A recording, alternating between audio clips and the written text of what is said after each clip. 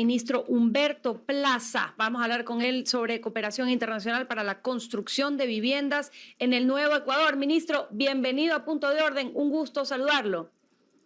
Muy buenos días. Cuéntenos, ¿qué novedades y qué buenas noticias tiene sobre cooperación en la habilitación de soluciones habitacionales?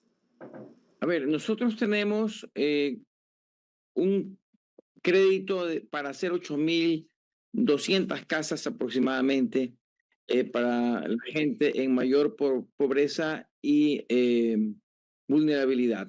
El presidente, como noticia, ha decidido de que estas casas no salgan a la venta con el sistema de subsidio parcial y crédito a largo plazo. Estas primeras 8.200 casas aproximadamente van a ser 100% subvencionadas.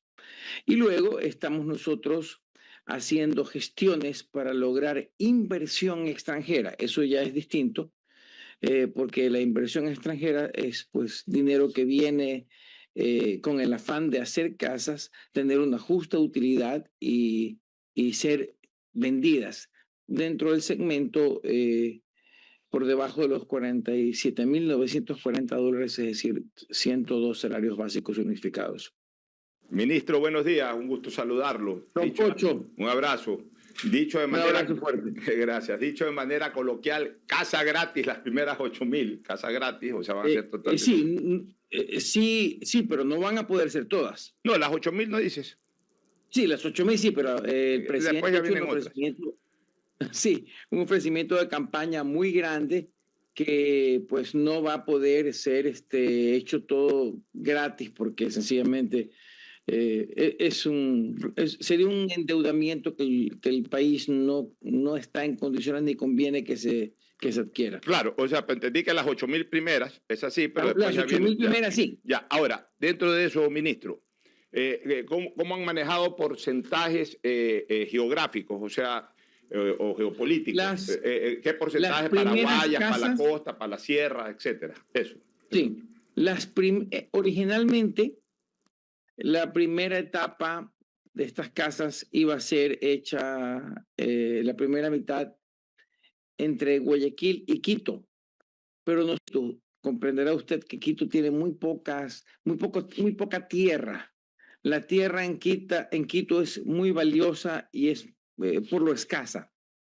Bueno, a este señor se le ha ocurrido declarar esto como reserva ecológica. Una reserva ecológica en un lugar que no está pues en el cerro, en el Pichincha, donde uno puede encontrarse un cóndor, un oso de anteojos, una alpaca, qué sé yo, estoy aquí, pues aquí no hay ningún animal salvaje, no hay ninguna planta endémica, y sencillamente lo ha declarado de manera unilateral de este modo, sin que haya una expropiación, porque si quiere hacer un parque y él es alcalde y él tiene todo el derecho a hacerlo, hacer un parque si es que le parece bien, él debería de expropiarlo.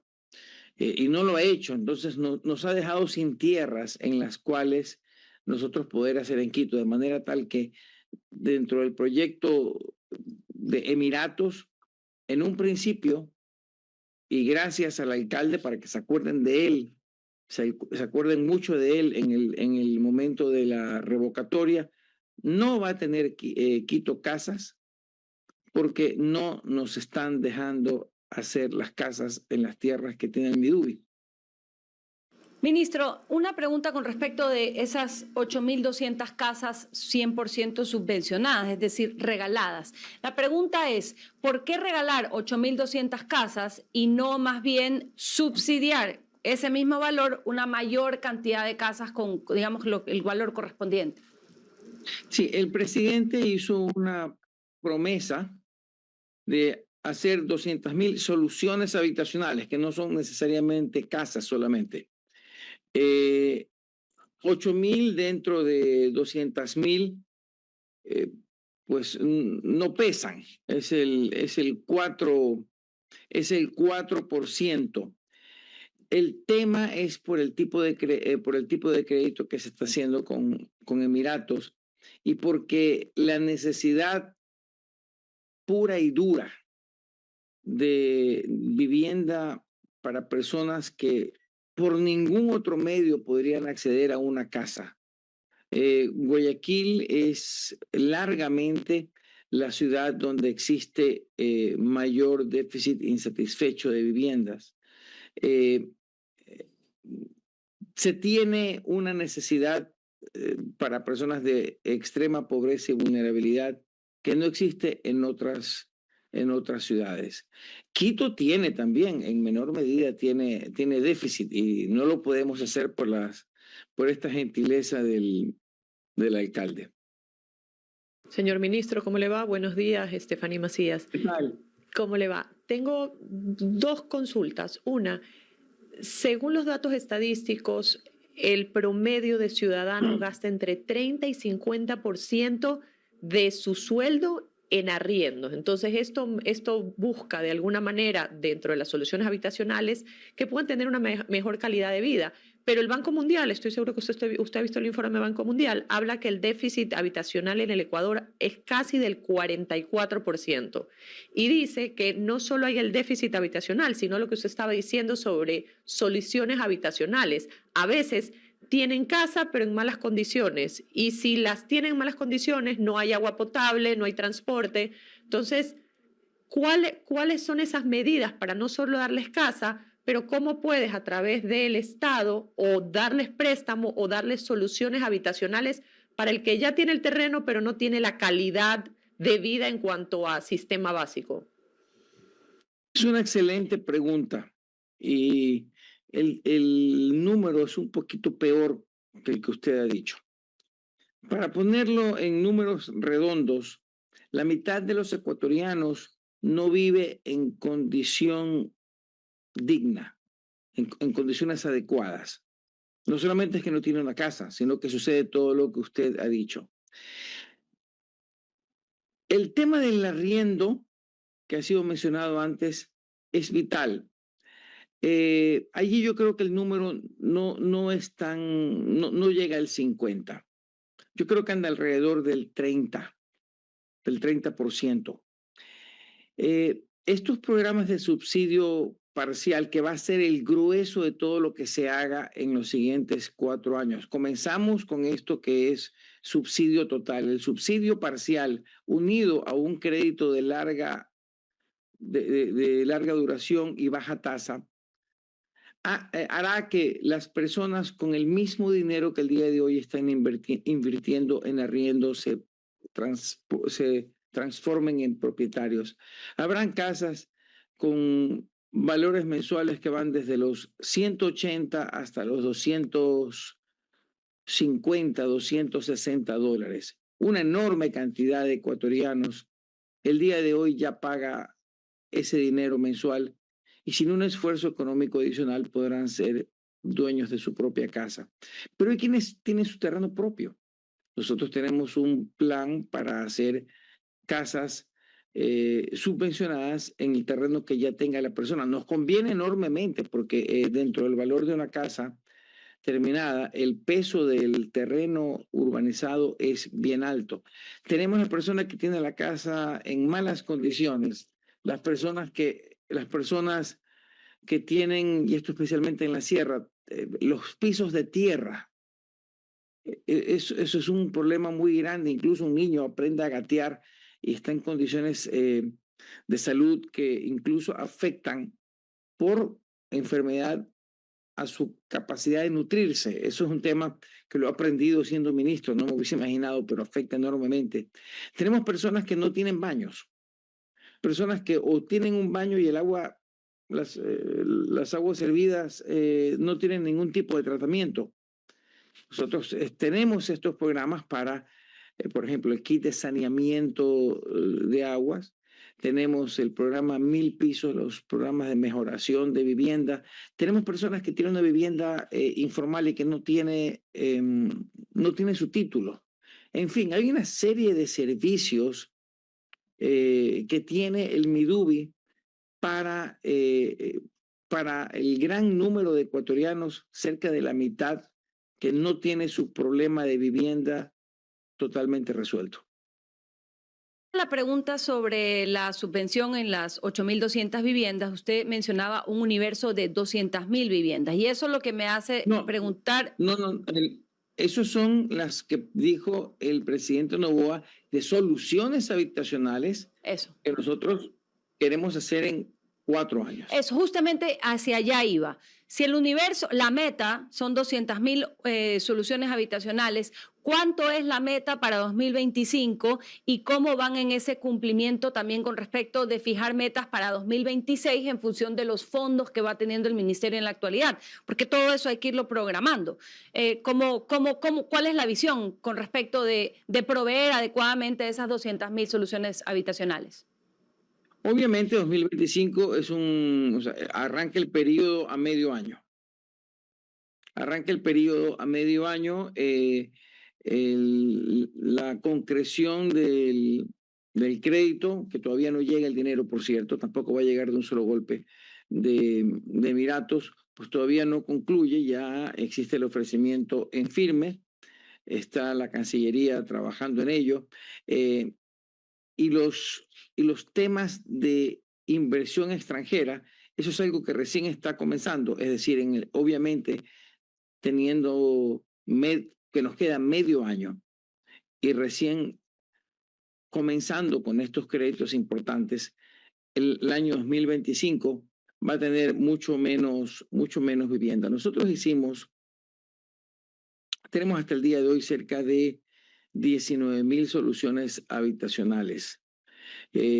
Tengo la rendición de cuentas del año 2024, no creo que merezca la pena, está en internet colgado aquello, pero si nosotros podríamos hacer, qué sé yo, en el primer año unas 25.000 soluciones habitacionales, que no es lo mismo que casas terminadas. Una pregunta, un tema, ministro, que a mí me inquieta mucho, que es el tema vinculado con la seguridad y la lucha contra la delincuencia, que justamente la desarrolla la Policía Nacional, el Ministerio del Interior, etcétera. Y yo se lo he preguntado aquí al comandante general de la policía, en su momento al ministro del Interior, ahora se lo pregunto a usted, ministro. Uno de los problemas que tiene la policía es que cada policía vive por su cuenta, obviamente. Entonces hay muchos policías cuyos ingresos no son muy altos, entonces tienen un estamento socioeconómico medio bajo, y viven a veces en medio de los propios delincuentes, en sectores marginales en donde también viven delincuentes. Y eso los perturba, porque imagínense, hasta las 6 de la tarde están luchando contra los delincuentes, inclusive algunos que viven por su propio barrio, y a las 6:30 que llegan a su casa, los delincuentes los esperan en la puerta de la casa. Entonces, siempre una alternativa es crear planes de viviendas para policías. De hecho, en el pasado así ocurrió. El famoso barrio Chemis o barrio Modelo, que está atrás del Estadio Modelo, del cuartel Modelo, era un barrio de policía atrás del cuartel de la policía. Entonces ahí, en una época, eso solamente vivían policías, vivían tranquilos porque estaban entre todos ellos protegidos, no entraba mayormente alguien distinto a que no sea Policía Nacional, y estaban más seguros. Quizás crear ahora que hay esta posibilidad de 8.000 casas gratis que el Estado las va a dar, ¿por qué no destinar un importante porcentaje de esas 8.000 casas a policías, para que se creen barrios de policías, o sea, que solamente vivan ahí policías, los que están luchando contra la delincuencia, gente que sepa que a las 6, 7 de la noche, cuando vayan a su casa a descansar, están seguros, no van a estar en medio de los delincuentes, van a estar al contrario, rodeados de compañeros que están en el mismo objetivo? Propongo esa idea, ministro. No, esa idea, Pocho, querido, está ya implementándose. Nosotros hemos firmado ya un convenio con la Policía Nacional, no solamente para que dentro de ese proyecto es gigantesco. Si usted viera el proyecto, es un proyecto muy grande. Yo tengo el proyecto diseñado ya, montado sobre la foto satelital de Socio Vivienda y de Sueño Guayaquileño que nosotros inauguramos hace poco. Y es realmente grande. Allí van a entrar más casas, no significa que las tengamos que hacer todas de inmediato, van a entrar más casas de las que se necesiten del crédito de Emiratos en una extensión de tierra que tiene el Midubi cerca de 100 hectáreas. Para la policía habrá sistemas en los cuales ellos paguen, especialmente la tropa, paguen arriendos de entre 200 y 180 y $250. Eso definitivamente va a existir. Y no solamente eso, buena parte de la violencia, de la delincuencia que usted menciona, Pocho, es porque, por ejemplo, Sociovivienda, que tiene problemas de seguridad tremendos, esto se da porque no hay presencia del Estado. El lugar donde lo ubicaron esto al final de una avenida larguísima que se llama Chucho Benítez, donde prácticamente no hay nada, allá en el fondo hicieron una colonia. En México se dice colonia Los Barros, pero es una colonia puesta al final de una calle, alejado de la mano de Dios. Si hay un problema para que una cantidad importante de policías acuda a una emergencia, es muy difícil.